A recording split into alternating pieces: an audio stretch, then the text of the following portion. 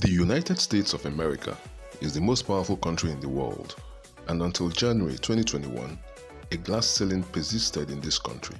No female, black, brown, or white had ever been the president or the vice president in this country's 245-year-old history.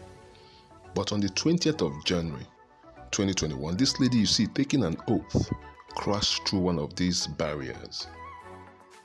Her name is Kamala Harris, and here she is, being sworn in as the 49th Vice President of the United States, the second highest ranking office in that country, an achievement that makes her the very first female Vice President of any race or faith in US history. A feat African Americans and Asian Americans who claim her are proud of. So how did she, a female of color, crash through this ceiling, and how did she do it despite her difficult childhood? First, welcome to my channel and to the Africans on Fire series, where I get to tell you about Africans, both at home and the diaspora, who are kicking ass. These Africans are breaking barriers in spite of the difficulties being heaped against them. Kamala didn't just become the vice president of the world's most powerful country overnight. It took her 30 long years of focused grinding and never taking no for an answer to get here. I was raised to not hear no. Let me be clear about it. So it wasn't like, oh, the possibilities are immense. Whatever you want to do, you can do. No, I was raised to understand many people will tell you it is impossible, but don't listen.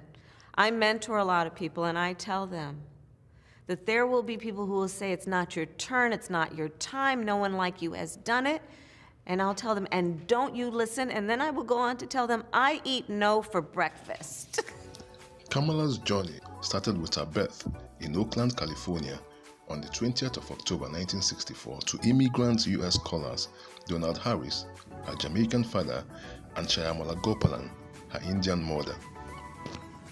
She grew up in a racially discriminatory and segregated America of the 60s and 70s, where white children did not play with black children at all. And to make the already bad situation worse, her parents divorced when she was 7. She was 12 when her mother got a research and teaching position at McGill University, Montreal, Quebec, and moved with Kamala and her younger sister to Canada, where Harris attended her primary and high school. At 18, she left Canada to attend Howard University in Washington, D.C. in the United States. Here, she interned as a mailroom clerk, led the debate team and economic society, and joined the Alpha Kappa Alpha sorority. She graduated in 1986 with a degree in political science and economics and proceeded to University of California, Hastings College of Law, where she became president of the Black Law Students Association. She graduated in 1989 and was admitted to the California Bar in June 1990. Harris started her 30-year career as a deputy district attorney in Alameda County, California, where she immediately began to earn her reputation for toughness by prosecuting cases of gang violence, drug trafficking, and sexual abuse.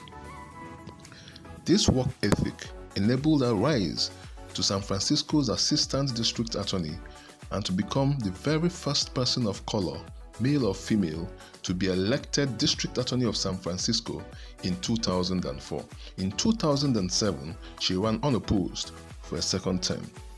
Then in 2010, she ran for the office of Attorney General of California and made history yet again as the very first African American and South Asian American to hold that office. She again demonstrated toughness and political independence and was re-elected in 2014. But Kamala wasn't done yet. When in 2015, the then California senator of more than 20 years announced that she will no longer run for re-election in 2016, Harris immediately announced her candidacy for that Senate seat. She campaigned, won, and was sworn in as a senator in 2017.